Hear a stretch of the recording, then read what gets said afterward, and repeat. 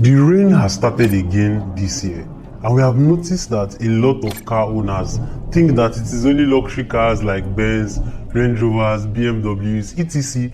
that get affected when they drive through flood.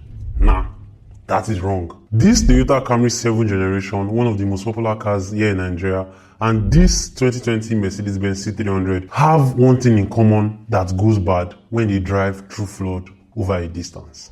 That is called the EPS, electronic power steering. Don't worry, this particular Camry's EPS is definitely going bad after driving through this flood. So this is what happened with cars. From around 2012, a lot of car manufacturers ditched hydraulic power steering for electric power steering because electric power steerings are more efficient. You don't need to be pouring power steering fluid inside a reservoir every 3 months or 4 months, and it just works better.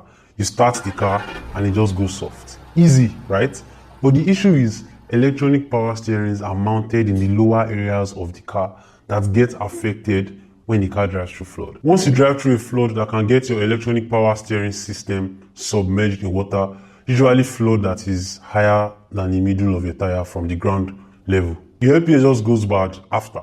Either your steering gets hard or it starts to vibrate in an unusual manner, and you have to spend millions or thousands depending on the model of your car. Common cars with electronic power steering will be Camrys, Corollas, RAV4s from 2012 and up, Honda Accord, Hyundai Sonata from 2012 and up, Lexus IS, Lexus RX, Lexus ES from 2010 and up, every Mercedes-Benz model you can think of from 2012 and up. In essence, before you decide to drive your car through a flood that is covering more than half of your car's wheel from the ground level, make sure your car doesn't have an EPS. And when you eventually decide to go through a flood, maybe because your car can drive through flood or because the flood is not that high, you should drive slowly. By driving slowly, you are going to prevent water from splashing into areas like the engine, your transmission, or even your brain box. It is also important to note that a lot of SUVs have higher chances driving through flood successfully because of that height advantage. The EPS is higher, the engine is higher, everything that can get affected by water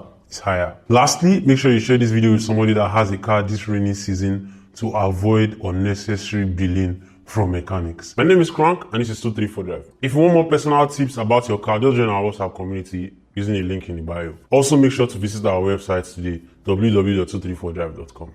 See you next time.